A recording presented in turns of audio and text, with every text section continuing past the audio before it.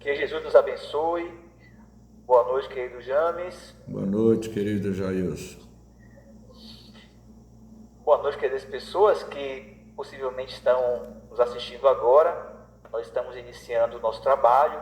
Hoje é uma gravação. Vocês não estão vendo agora conosco.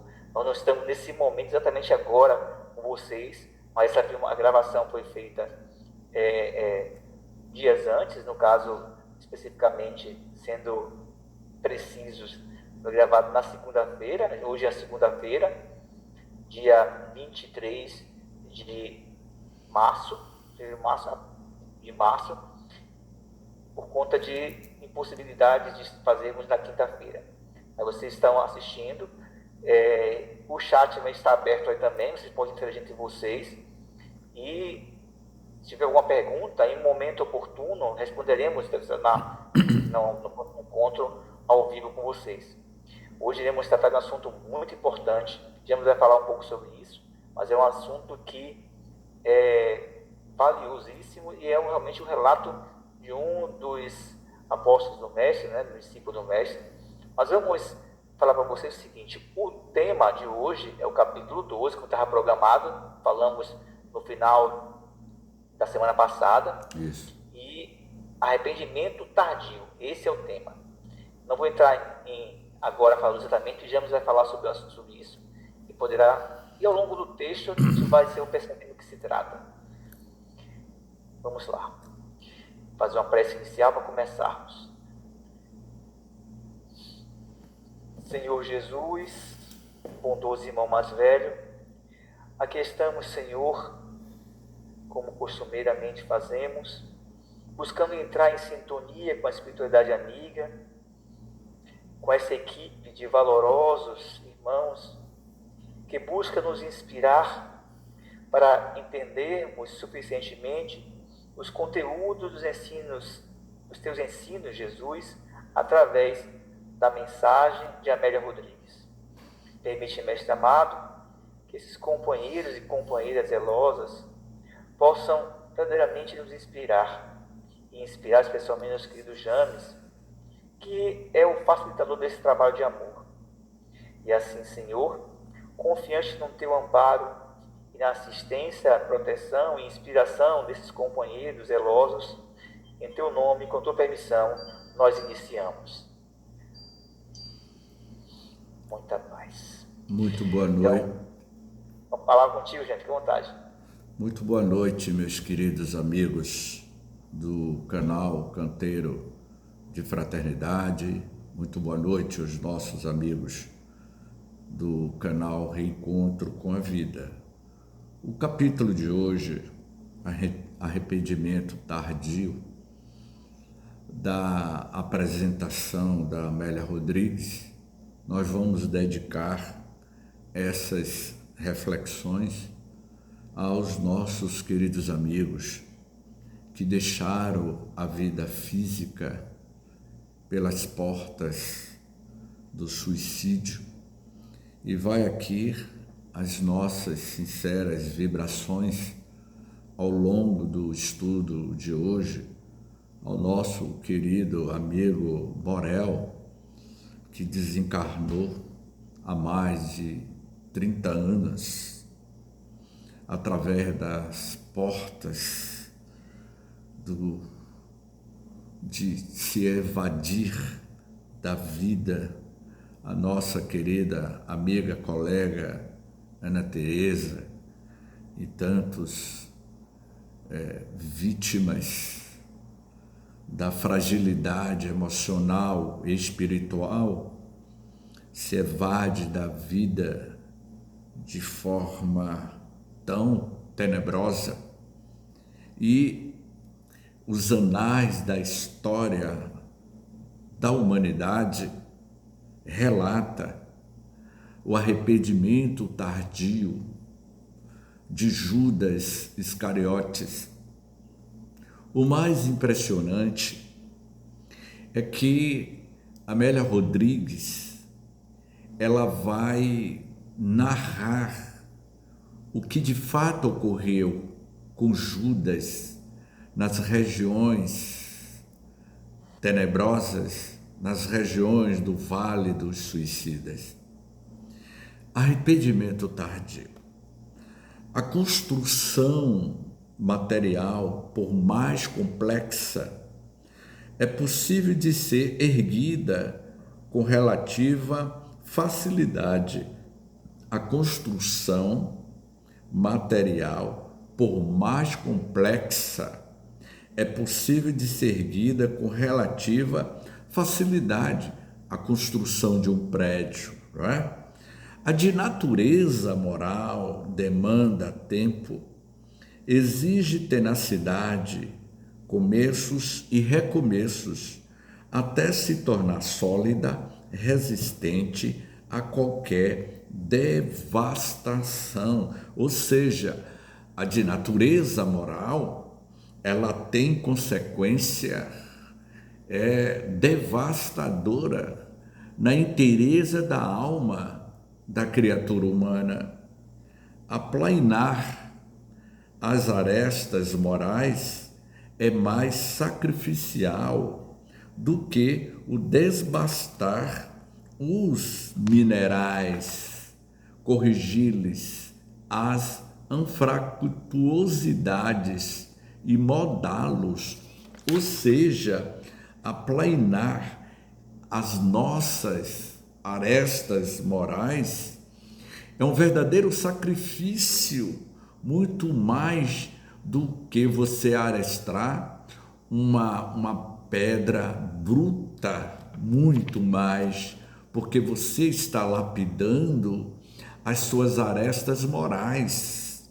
Por isso mesmo, o Espírito é o construtor da sua realidade, devendo entregar-se com empenho ao mister sem descanso.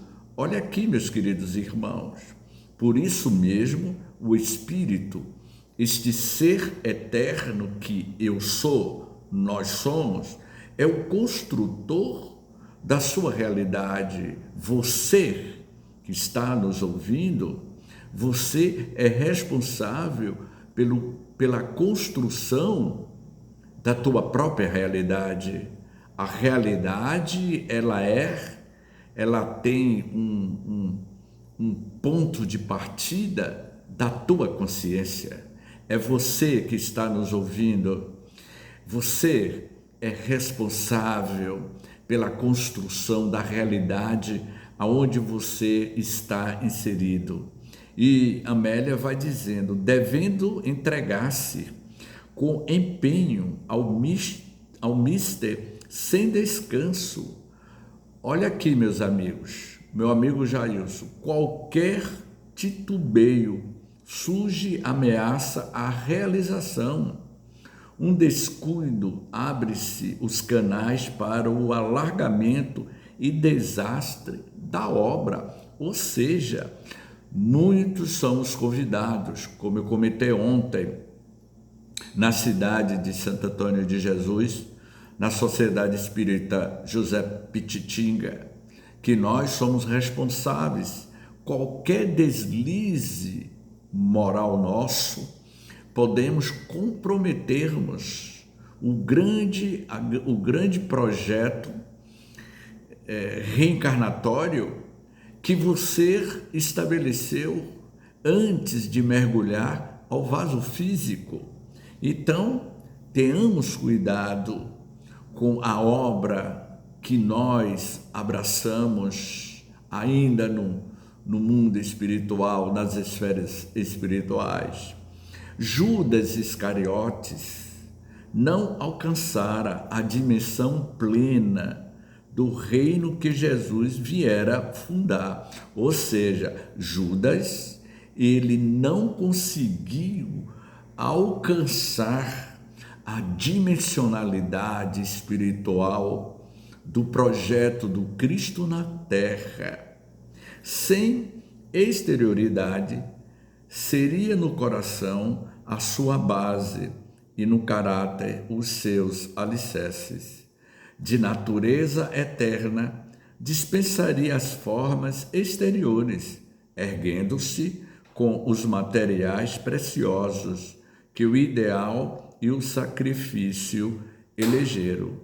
Suas vigas mestras, aqui Amélia nos convida nessa palavra, as vigas mestras, ou seja, as bases, os alicerces bem fundamentado para ele não ruir e não ter uma fissura na estrutura mestra, ou seja, na nossa estrutura moral e espiritual. Suas vigas mestras, seus pilares, são ainda hoje a decisão irrecusável e a segurança quanto à excelência do empreendimento. Ou seja, meu amigo Jailson, no segundo momento, nós vamos abrir aqui para as considerações de todos, não é?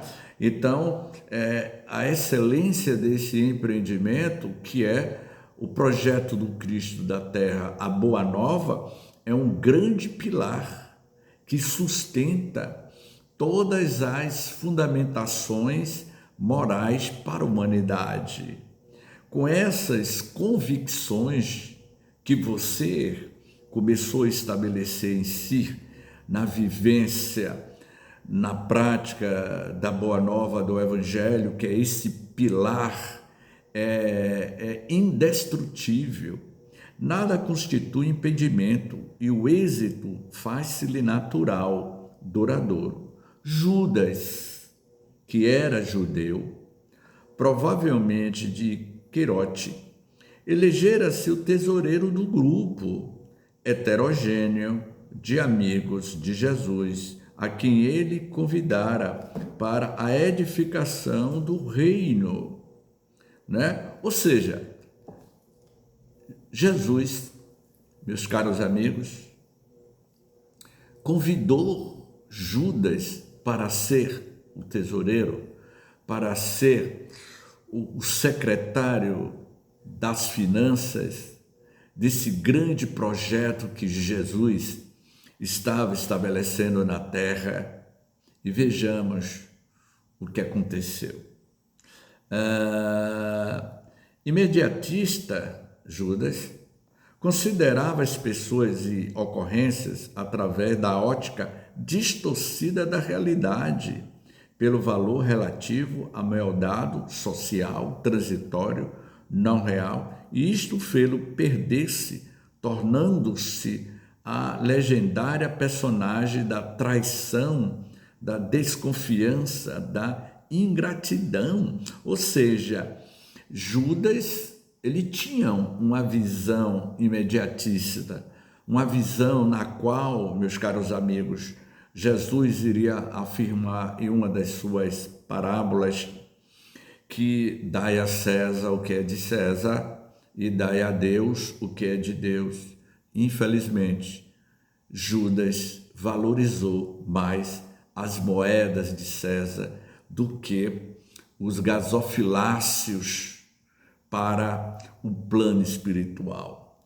Jesus o amava e ele também amava o mestre a seu modo, conforme as suas possibilidades.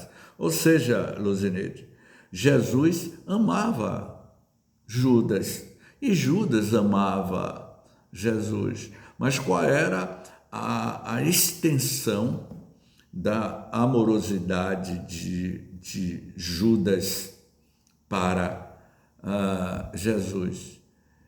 Relembrando o nosso querido Dr. Hildo Alfonso, que me dizia: James, muitos de nós somos crianças no jardim de infância. Judas pecou por a imaturidade infantil e espiritual de Judas. Ele se deixou ser iludido pelas facilidades do mundo. Quando ele caiu em si, não é? Que também é o tema, arrependimento tardio. Quando ele caiu em si, ele se arrependeu, já era tarde. Olha aqui, Luzineide, ela está aqui nos acompanhando nos bastidores. Eu confesso a vocês que toda a literatura de Amélia Rodrigues, esse capítulo, Trigo de Deus, capítulo 12, realmente é fascinante. Vejam qual foi o cenário, a psicosfera espiritual de Jerusalém após a crucificação no Monte do Gólgota, o Monte da Caveira. Houve uma atmosfera, uma tensão psíquica que envolveu a todos, porque o sentimento de que a sociedade de Jerusalém caiu em si, não é? Dos equívocos que eles cometeram. Olha o que ela diz. Toda Jerusalém ainda permanecia opressa em decorrência da crucificação do inocente. Pesava sobre a cidade uma psicosfera densa e os receios dominavam os corações.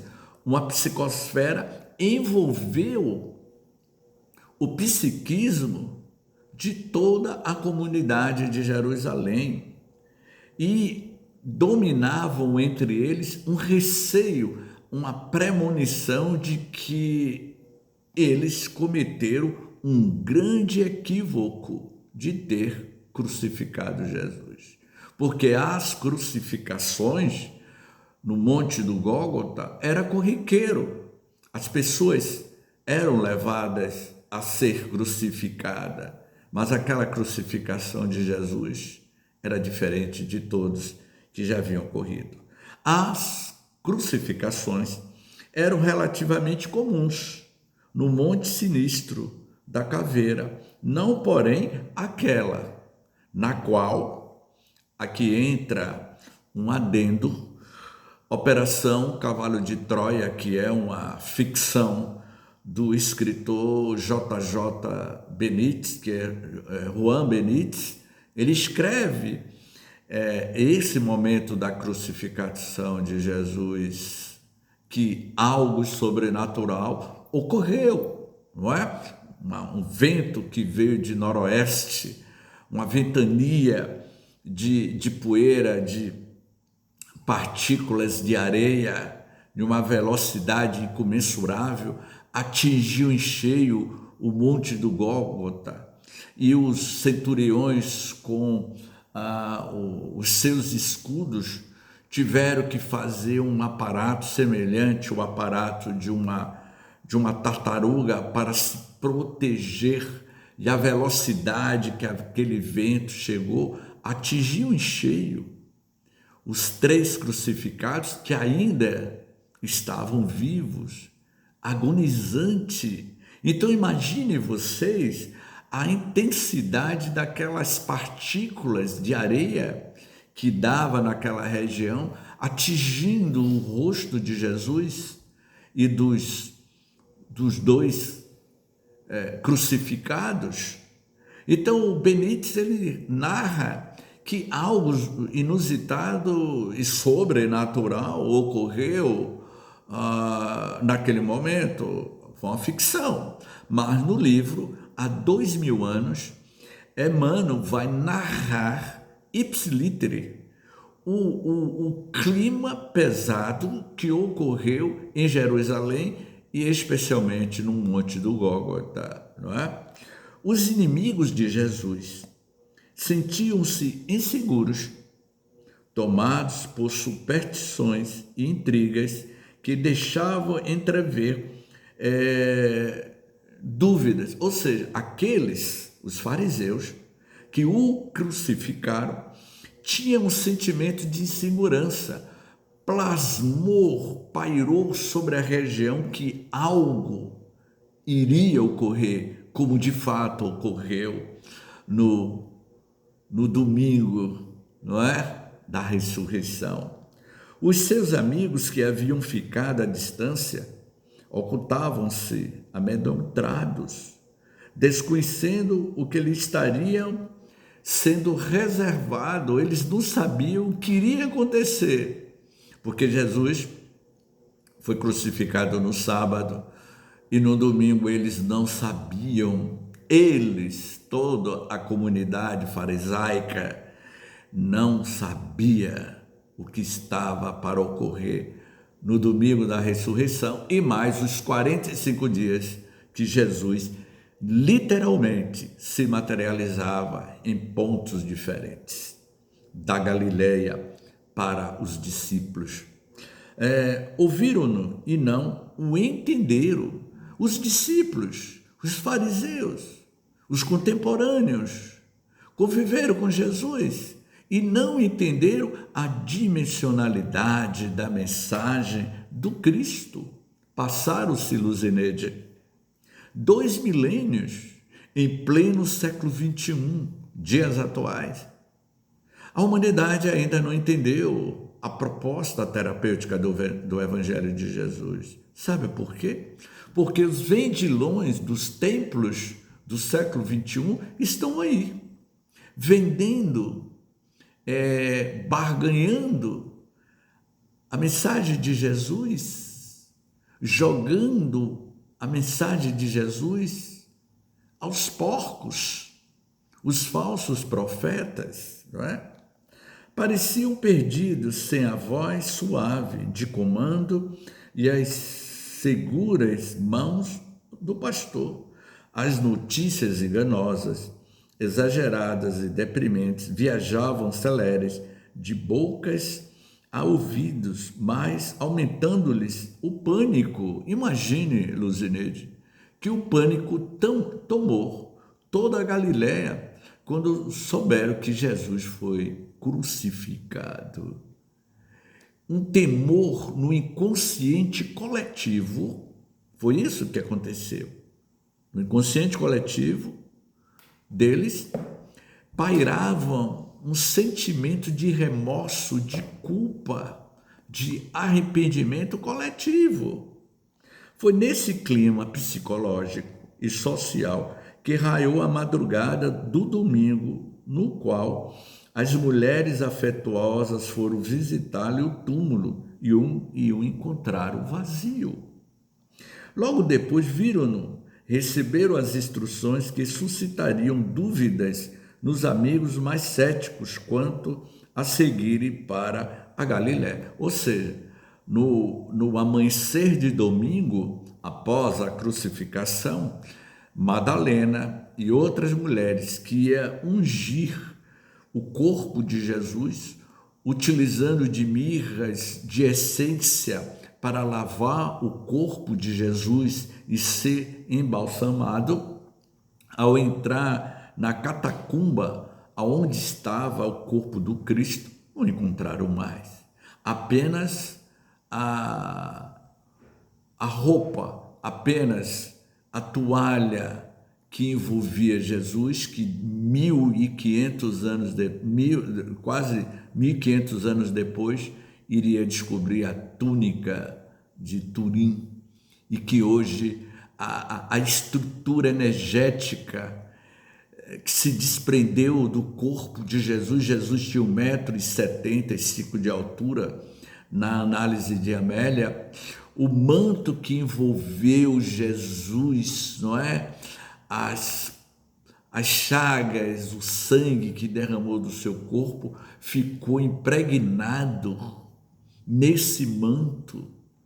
E a estrutura, a fisionomia de Jesus era como se houvesse uma xerox plasmada e o corpo se desmaterializou. Vai aqui uma análise. Ele desmaterializou-se e, para deixar uma prova incontestável da sua desmaterialização, ele fez com que as partículas que compõem o nosso corpo físico no momento da desmaterialização se impregnasse nos tecidos daquela toalha, daquele manto, e que 1.500 anos depois seria descoberto. E hoje o carbono 14 provou de que aquele manto foi utilizado por Jesus há 2 milênios atrás. Judas venderam por 30 moedas de prata. Atormentado pelo valor efêmero das coisas, o reino dos céus pelo de metais. O mais interessante, Luzineide, meus caros amigos que nos acompanham aqui pelos canais, que nos dias atuais nós ainda vendemos por bagatela, moedas, não é? Em Jesus. Tendo o dinheiro nas mãos, percebendo que o seu amigo não reagiria, deixando-se aprisionar e sendo condenado, retornou aos comparsas do crime e, ante a frieza deles, tardiamente desabafou: pequei entregando sangue inocente. Eu pequei entregando sangue inocente. Ele caiu em si, ele arrependeu-se, ele tomou consciência do erro terrível que ele cometeu. Ele estava entregando o Filho do Homem, o Espírito mais perfeito que esteve entre todos nós. As gargalhadas, rofenhas e zombaria ácida dos cínicos vencedores da mentira explodiram em resposta de indiferença àqueles que Judas entregou, os sacerdotes do templo. Quem importa, iria dizer os sacerdotes a Judas? Isso é lá contigo, é com você. Você não entregou o seu mestre? É com você. Sem dimensão para compreender a extensão vil daquelas almas, o translocado atirou as moedas na direção do santuário, saiu e foi se enforcar. Esse ponto, Jailson, meus caros amigos, Luzineide, eu estou surpreso porque eu não sabia desse capítulo. Ele entrou num desespero total. Judas joga as moedas aos pés dos sacerdotes do Sinédrio e ele caiu, ele saiu em estado de desespero para praticar, ou seja, para enforcar-se. Os indivíduos fracos não se enfrentam. Olha aí, os indivíduos fracos não se enfrentam. Vocês vão ter uma surpresa nos próximos parágrafos. A análise que a senhora Amélia Rodrigues realiza de Judas. E nós vamos analisar ainda mais profundamente. Fugindo da consciência, são-lhe vítima permanente por não poderem libertar-se do seu aguilhão. Ele é vítima de quem pratica o suicídio. Ele é vítima de si mesmo por conta da sintonia espiritual que ele mantém com as entidades das sombras, não é? A culpa é ferrete, cravado no cerne do ser, a resolver-se cortante. Só a sujeição à realidade, com honesta disposição de equilíbrio, arranca o espúculo cravado, amenizando a dor. Fugir, meus amigos, é fácil, porém, de que se foge e de quem e para onde? De quem você está fugindo e para onde você está indo, não é? Aonde quer que se vá, vai-se consigo mesmo. E Judas, arrependido, quão atanasado por forças tenebrosas, espirituais inferiores, que o arrastaram ao crime por afinidade. Olha aqui, Luzineide, quando alguém pratica, se evade, não é? É por afinidade de propósitos. Fugiu para o abismo do suicídio pelo enforcamento.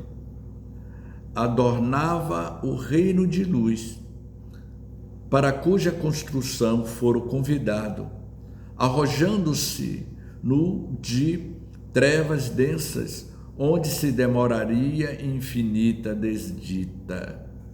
Antes de aparecer as mulheres que foram ao túmulo vazio, olha aqui, Luzineide, inclusive, meus caros amigos, Luzineide está aqui presente e no final eu vou pedir a nossa digníssima Luzineide, Jailson, para que ela faça a prece de oração para os nossos irmãos que se evadiu da vida física pelas portas do suicídio. Então vou pedir a ela para que ela vá se preparando. Antes de aparecer as mulheres que foram ao túmulo vazio, Jesus descera às regiões penosas do mundo espiritual, do mundo inferior, ao qual se arrojara Judas invigilante, debatendo-se na constrição psíquica do laço que o enforcara e sobre a trunesca zombaria daqueles espíritos que o estimularam à tragédia, tornaram-se o símbolo da suprema desdita, ou seja, plasmou no psiquismo, na consciência do espírito de Judas, a imagem do enforcamento. Então hoje vamos voltar às nossas orações, aqueles queridos irmãos que fraquejaram nas pelejas pelos caminhos da terra, de estarmos vigilantes diante dos grandes desafios. Ora, meus queridos amigos, todos nós somos testados por atuações sombrias, pelas nossas fraquezas morais, vacilamos, pisamos literalmente na casca de banana. Então hoje vamos refletir e direcionar as nossas sinceras vibrações, orações para o filho de um amigo nosso, grande atuante da doutrina espírita na capital baiana, um filho desse nosso amigo. Aos 26 anos de idade, ele também tirou a vida da mesma forma que Judas. Façamos mentalizações para esses nossos queridos amigos. No aturdimento ímpar, sem poder ver o amigo divino, naquele momento Judas se debatia nas regiões sombrias do Vale dos Suicidas, sem enxergar a presença do divino peregrino da esperança, porque Jesus se deslocou após a crucificação da sua região lirial, da região da luz, e adentrou-se, Luzineide, a região das trevas, das sombras. Por isso que Jesus depois iria se materializar diante de Madalena. Madalena aproxima-se de Jesus, tenta tocar-lhe, e qual foi a resposta? Que Jesus disse a Madalena: não tocai-me, porque eu ainda estou impregnado pelo psiquismo espiritual de determinadas regiões. Porque se Madalena tocasse na estrutura energética de Jesus, ele ainda estava trazendo a saturação energética das regiões do Vale dos Suicidas, aonde Jesus foi resgatar Judas. A narrativa de Amélia eu não conhecia, Luzineide, mas a narrativa de Maria de Nazaré, em uma das obras de Francisco Cândido Xavier, há um poema, uma história de Chico Xavier que narra a narrativa de Maria, que Maria também foi auxiliar. Depois da desencarnação de Maria de Nazaré, ela foi auxiliar Judas, o arrependido. E também realiza esse processo de resgate, atuando na terapia energética, na nova recomposição energética daquele ex-suicida arrependido, e que mais tarde vocês iriam tomar conhecimento do que ela vai dizer aqui, Amélia, das sucessivas reencarnações que ele teve, Luzineide, o Judas, e uma dessas reencarnações seria na personalidade de Joana d'Arc, a jovem garota de Doremir, que reencarnou na França como uma camponesa e que foi traída pelos seus próprios patriotas, traída pela sua própria nação, que ela era francesa, e foi traído pelos próprios franceses, não é? No aturdimento ímpar, sem poder ver o amigo divino, sentiu momentaneamente atenuar-lhe as dores e a loucura, e ouviu-lhe a voz dúlcida nos refolhos do ser: Judas, Judas, sou eu, Judas, o Mestre Jesus, que vim lhe resgatar. Confia, espera, Judas, ainda há tempo. Nenhuma das minhas ovelhas se perderá. Perdoa-te o ultraje, a fim de que te possas libertar da culpa e recuperar-te. Ou seja, Judas, para que eu possa lhe resgatar, perdoa a ti mesmo. Enquanto você não perdoar a ti mesmo, eu não poderei lhe resgatar dessa região de sombra. O tempo da crucificação de Jesus, da morte de Jesus, para a morte de Maria, a sua mãe, passou alguns anos e Judas ainda continuava se debatendo nas sombras do arrependimento interior. E Maria, já no mundo espiritual, ao lado de Jesus, planeja não só resgatar Judas pelas portas do suicídio, como também dentre tantos outros que se evadiram da vida física pelas portas do suicídio. Acende a candeia, Judas, da esperança, e a sombra cederá. Recorda o amor de modo que a paz se te anime no coração, Judas. Nunca te deixarei, Judas, nem te condenarei. Olha a profundidade, meus queridos amigos.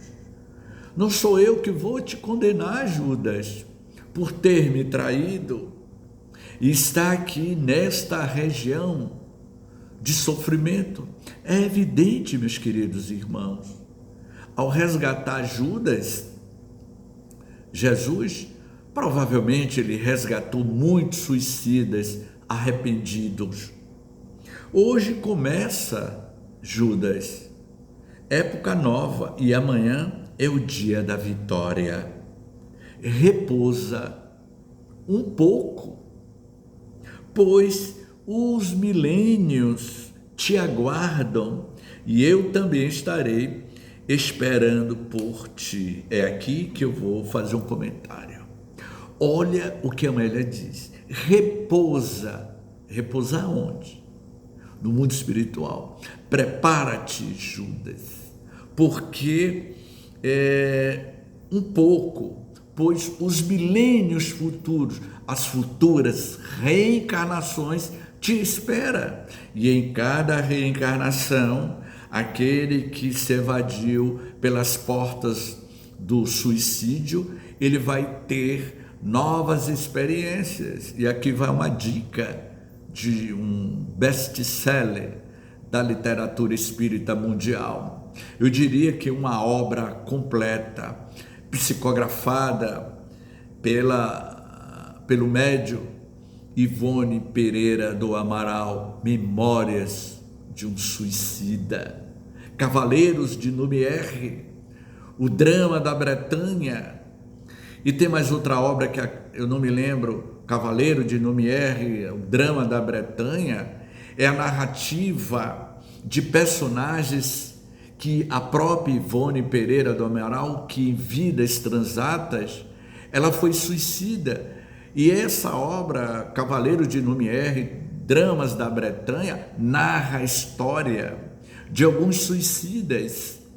E Ivone Pereira, na obra Memória de um Suicida, ela teve uma auto-identificação com aqueles personagens e um deles, que é o personagem principal desta obra, que foi o escritor da literatura portuguesa, que era, agora me fugiu o nome do escritor, me deu um branco, daqui a pouco eu me lembro o nome dele. Vitor Hugo, não? Não foi Vitor Hugo, me fugiu, daqui a pouco eu me lembro o nome dele. Então, vai aqui uma dica. Então, os milênios, para o suicida, ele vai ter inúmeras reencarnações, que foi uma das reencarnações de Judas na personalidade de Joana d'Arc. E o mais interessante, vai aqui uma observação, Luzineide, meus caros amigos que nos acompanham, se comemora a queima de Judas. Queima-se Judas em praça pública. Significa que a sociedade do século XXI, com todo o conhecimento, há pessoas que ainda comemoram a queima de Judas. Significa que no inconsciente coletivo as pessoas ainda não perdoaram Judas. Judas, em espírito, no século XX, ele vai aparecer para Humberto de Campos, psicografado por Francisco Cândido Xavier. Contos desta e de outras vidas. Judas, ou melhor, Humberto de Campos, vai narrar o encontro que ele teve com Judas. E Judas, em pleno século XXI, dialogando com Humberto de Campos, disse: olha, eu estou muito triste porque a humanidade ainda não me perdoou. Vocês perceberam o quanto ainda nós somos um diamante bruto encravado na entranha de uma rocha e que precisa ser lapidado com esmeril para se tornar um verdadeiro diamante? Então, significa que teremos ainda inúmeras reencarnações para lapidar a alma, a nossa consciência. E aqui já estamos concluindo, e ele diz assim: suavizando o sofrimento pelo reconforto da presença, Judas adormeceu por um pouco, adquirindo forças para as futuras expiações redentoras. O nosso amigo Jailson, né, como eu, nós resolvemos ler esse capítulo hoje, no dia da gravação, e eu fui pego de surpresa, porque realmente eu não sabia da grandeza deste capítulo, não é? Ou seja, ele foi levado para as esferas espirituais, certamente para uma colônia espiritual, na psicosfera daquela região, ao tempo da Galileia, não é? Para se preparar para as futuras expiações redentoras que ele teria. Os príncipes dos sacerdotes, apanhando as moedas, disseram: não é lícito lançá-las no tesouro, pois são preços de sangue. Ou seja, Luzineide, as moedas que Judas jogou arrependido, os fariseus pegaram aquelas moedas. E o que eles fizeram com essas moedas? É isso que ele diz aqui.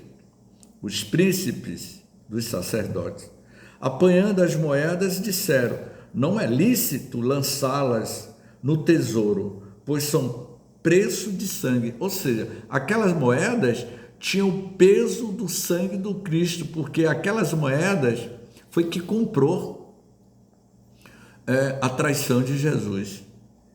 Depois de ter deliberado, eles deliberaram o que fazer com aquelas moedas, compraram com elas o campo do oleiro, e que ainda existe hoje, nos dias atuais, lá em Jerusalém, e que hoje é palco de grandes tragédias, de guerras, de narrativas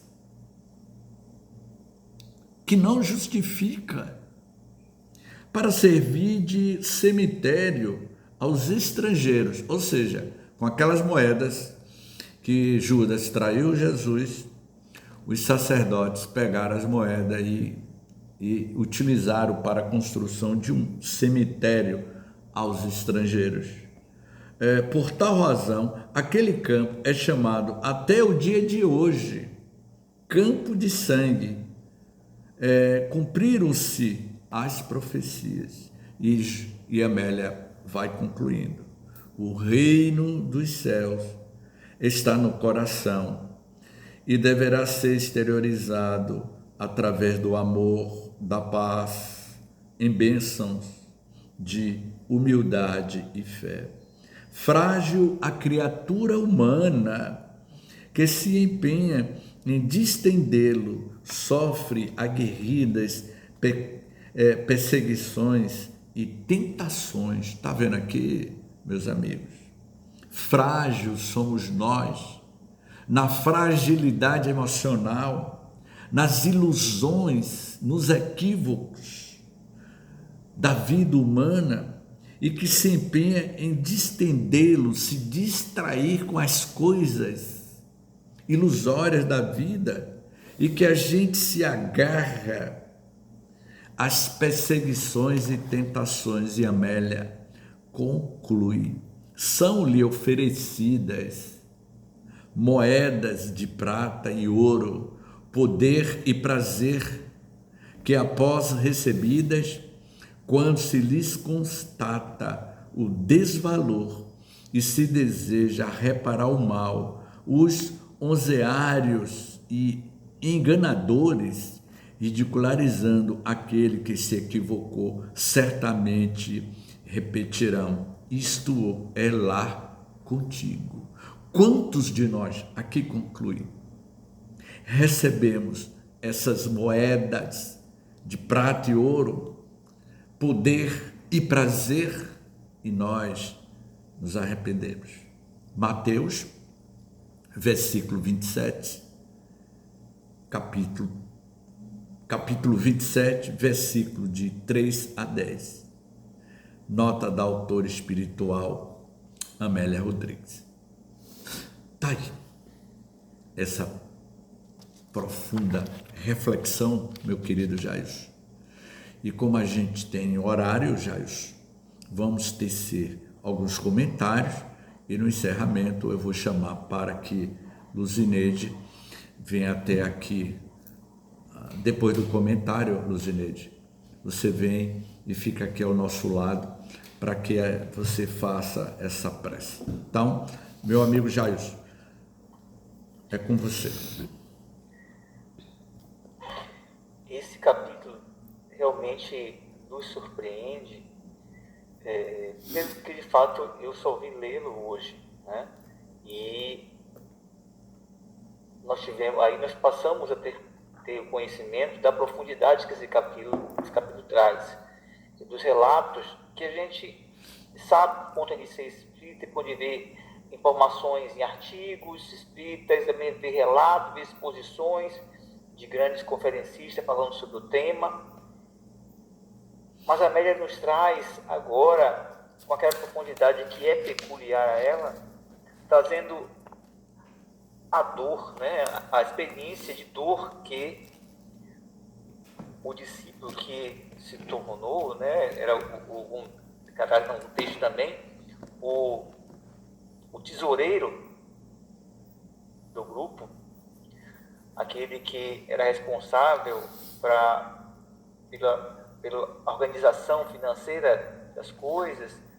Então já mostra também aí que ele tinha a afinidade a questão com as moedas. Claro que dizer que ele tinha a moeda para ser tesoureiro não é bem isso, mas e ela traz também que de fato ele carecia ainda de profundidade espiritual e não soube entender a importância e a grandiosidade que era estar junto ao Mestre e optar de verdade por mergulhar nas verdades espirituais que promovem a libertação, que promovem a consciência tranquila, e estava ainda preso aos bens temporais, às coisas materiais. E, se eu não me engano, James, estudamos também em outra obra de Amélia, falando um pouco sobre Judas, que ele não tinha a intenção, quando ele cometeu o desatino, especulávamos também, né? A intenção dele não era a questão de aquisição financeira, era libertar o povo do poder de Roma. Especulávamos isso. Porém, essa profundidade que a Amélia traz para a gente revela bastidores da consciência culpada. Isso mesmo. De Judas. Exatamente. O sofrimento por conta da consciência culpada. Ele comete esse desatino, busca as portas enganosas do suicídio. É enganosa porque geralmente quem busca o suicídio quer libertar-se da dor. No entanto, desconhece que em verdade essas portas é um mergulho mais profundo ainda na dor. James trouxe aí uma obra que é clássica, e quem estuda a questão do suicídio, quem trabalha com o suicídio, busca auxiliar suicidas, é livro que não pode faltar, né? Essa obra de Cassimiro Castelo Branco, né? Ah, sim. Que está lembrado, Camilo Castelo Branco, bem lembrado. É o personagem. Isso. Camilo Castelo Branco, que é o personagem principal do Memória de um Suicida. É o que é o pseudônimo desse escritor, né? Camilo Castelo Branco. Português. Isso essa obra traz para a gente as dores que o suicida experimenta, vivencia, né? E relata e explica claro aquela situação de dores atrozes. Não vale a pena trazer agora aqui, porque para não ter, vamos baixar o padrão de vibração. Falar aqui. Que as dores são terríveis, né? As dificuldades são terríveis. Tem um livro também que nós estudamos, porque durante um tempo o canteiro tinha um trabalho de atender espíritos suicidas, e era complicadíssimo. A dor é bastante, é tão doloroso para um médium vivenciar um momento distante de psicofonia com suicida, que um bom médium preparado sofre muito, se machuca inclusive. Então tem que ser um preparo muito grande, uma das dores que esse espírito passa. Inclusive, há informações de que as dores, pense na dor mais lacinante, em termos de intensidade aqui no plano físico. Eles relatam que não é 1/10 do que experimenta um suicida. Imagine como é a dificuldade, como as dores, o embaraço que esse espírito vivencia. Agora, como é bom saber que todos têm a chance de recomeçar. A Amélia também traz esse resgate do mestre, e o resgate do mestre a esse discípulo que evadiu-se da vida pelas portas enganosas do suicídio. dando para ele a oportunidade que ele tem chance de recomeçar. E aí mostrando que Deus, Pai que tomou justiça, não criou seus filhos para ficar eternamente na dor, eternamente no sofrimento, como algumas filosofias, algumas crenças religiosas, algumas concepções têm de que existe a dores infinitas, né? Que estariam no local infernais, onde as dores não passam. O suplício é infinito. Então, todos os filhos de Deus terão a chance de recomeçar. Vai passar sim, tem um momento de expiação, mas será a oportunidade de reparar.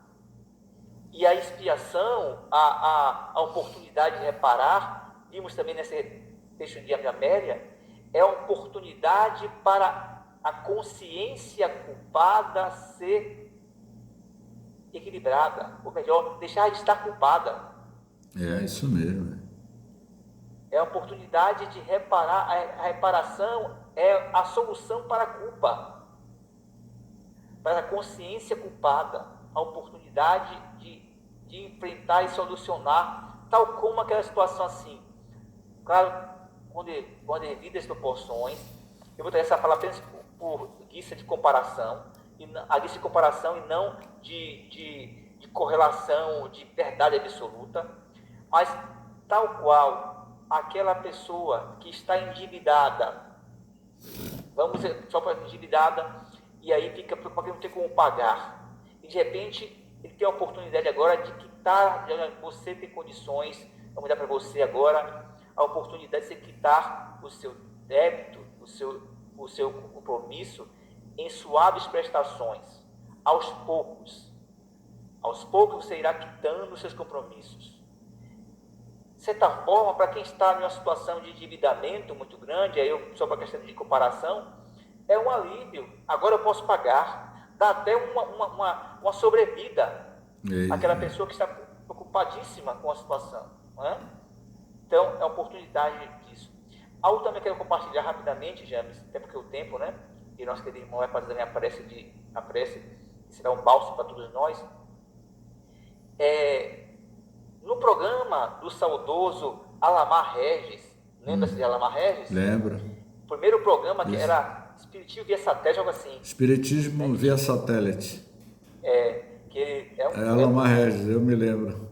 Isso, Alamar Regis. Ele convidou uma vez, é bem marcante, porque foi no dia 25 de janeiro, na data que eu faço aniversário, convidou Bené e o médico, que foi da juventude, foi instruído por Bené, né, Bené foi um dos monitores dele, né, porque ele foi da juventude e Bené era coordenador da juventude, do Cavaleiro da Luz. Convidou o Dr. Jesse e Bené para falar sobre o tema do suicídio. E Alamar, em um momento, fala assim, pergunta a Bené, diz, Bené, muita coragem do espírito cometer o suicídio, né? E Bené sempre foi muito direto, muito firme. Na percepção dele, ele falou assim, chegou um silêncio no estúdio, eu estava para a gente no estúdio. Como ele disse assim, não é coragem, não é covardia. Ele falou assim, imagina a vida é uma covardia. Na percepção da fala dele. Hoje, claro, trazendo o conhecimento também da ciência do comportamento humano, falar assim causa desconforto para os familiares. E é como se estivesse, de alguma forma, trazendo a imagem negativa do espírito que cometeu o suicídio, daquele familiar. Aí busca não aceitar essa fala, porque ele chama de covarde. Não é isso, não é isso, é mostrar que é um sentimento de fuga. Mas nós sabemos também, aí trazendo agora o conhecimento do comportamento humano, que a busca do suicídio, em verdade, é a consciência culpada, é a busca de alguém para libertar-se da dor. Alguém buscando libertar-se da dor. Está doendo tanto que ele quer curar aquilo. Ele não quer continuar sentindo dor. E aí, equivocadamente, acha que a solução é evadir-se da vida. É cessear a oportunidade reencarnatória. É um meio de engano. É isso mesmo. A vida não está no corpo físico. não é? Então é um ledigano. Mas hoje eu acredito o seguinte, a ciência comportamental, a psicologia, né? Diversas áreas da psicologia reforça que quem comete suicídio, em verdade, é alguém que está doente, está enfermo, está psicologicamente abalado, doente, precisa de tratamento, e faz isso buscando aplacar uma dor, buscando a cura para algo que está sofrendo. Então, usou-se outro nome, diz mais que é covardia, né? Diz assim, para algo mais benéfico, objetivo, é direto mesmo, e era em síntese, lá no íntimo, da forma covardia. Porém, não estamos taxando aquele covarde, é uma ação de covardia. Mas o outro é covarde por essa ação, simplesmente essa ação. A intenção dele não é essa, né? A intenção dele é aplacar uma dor. Mas dizer também que é coragem, o suicídio, não é coragem. Não. Então, Jair, como hoje é um estudo assim muito delicado, muito denso, pegando uma fala de Jailson, aplacar a dor das nossas almas, Jailson. Então, meu querido, para que a gente não prorrogue esse estudo tão denso, tão delicado, nós vamos pedir, eu pedi aqui a Luzineide para colocar uma música da Ave Maria.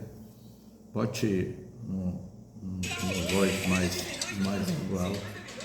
Eu posso pôr também aqui, viu? Pode, desliga aí. Peraí. Ela vai colocar aqui. Porque eu também tenho aqui, viu? Também tem Ave Maria aqui, se quiser. Então é melhor. Tem? Então coloque num volume. Pode entrar. Temos duas versões. Agora, Ave Maria, você sabe que é uma questão de direitos autorais. Não vai ter problema, só que isso não vai ser, vai ter Pode monetização. orquestrar, Né? Não tem problema não, Jorge. Certo. Eu já coloquei no meu canal, não tem problema não. Orquestrada. Vamos lá. Não tem problema não. Tem aqui, geralmente não é cantada, realmente são... Você vai só fazer, instrumental mesmo. ele vai botar a música de fundo. Tem aqui, deixa eu ver, pegar ela aqui, só um momentinho. Aqui, nós temos duas versões aqui, temos uma e duas, digo noite e a outra. Essa aqui. Tem essa.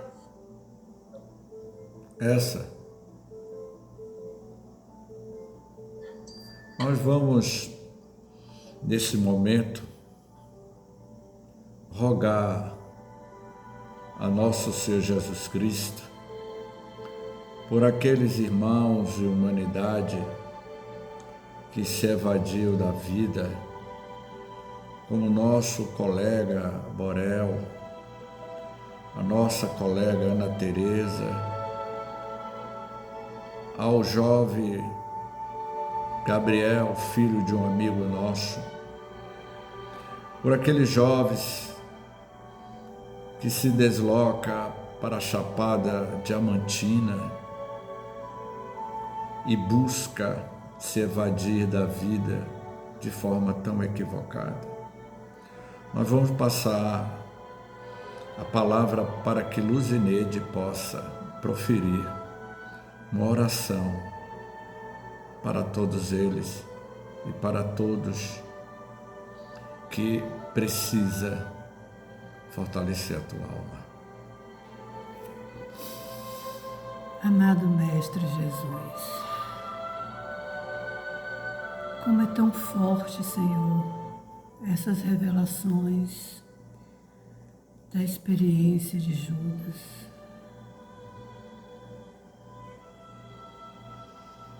E quantos irmãos, Jesus, que também, por um momento de invigilância, por um momento de fuga, por um momento de desespero, cometem tanta insanidade, com com as suas próprias vidas, com a vida do seu próximo. E só a vós, Jesus, com a tua grandeza,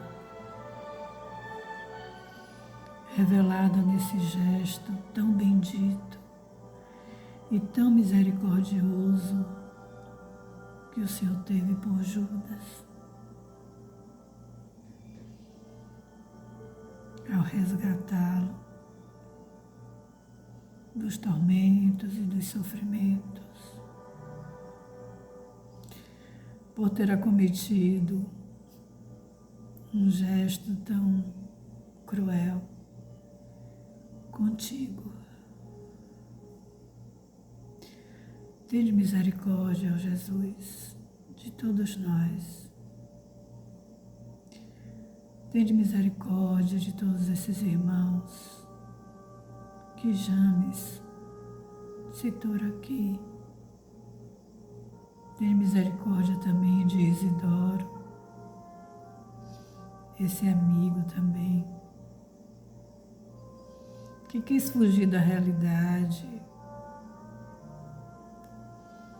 abrindo mão da sua existência. Tende misericórdia, Senhor, de todos esses irmãos que estão no vale da dor, da aflição, precisando de Ti para serem resgatados, precisando da compaixão bendita da nossa Mãe Santíssima, para se libertarem desse estado de consciência. Ó Jesus, tende piedade de nós, tende compaixão de todos esses irmãos. Ave Maria, cheia de graças, o Senhor é convosco.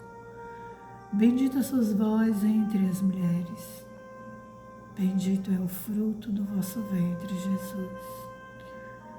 Santa Maria, Mãe de Jesus, rogai por nós, pecadores, agora e na hora de nossa morte. Amém.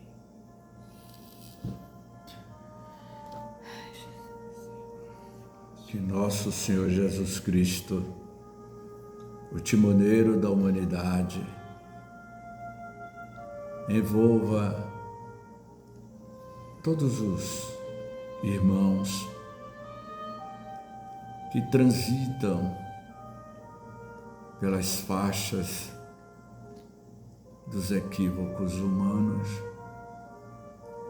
que a luz da verdade penetre os vales das sombras, resgatando almas equivocadas. Onde Jesus esteve, retirando Judas das profundezas, das sombras em que ele se aprofundou. Tu que és a luz divina que nos cura, tu que és a luz do mundo, eu sou o caminho, a verdade e a vida. Ó Senhor Jesus, tende misericórdia por esses irmãos que atravessaram o portal da imortalidade pelas portas do suicídio. Jesus ama a todos. Jesus amará sempre a todos.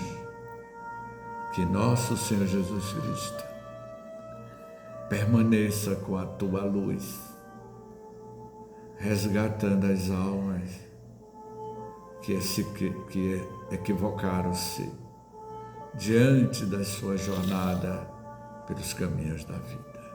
Muita paz, Que o Mestre Jesus nos abençoe.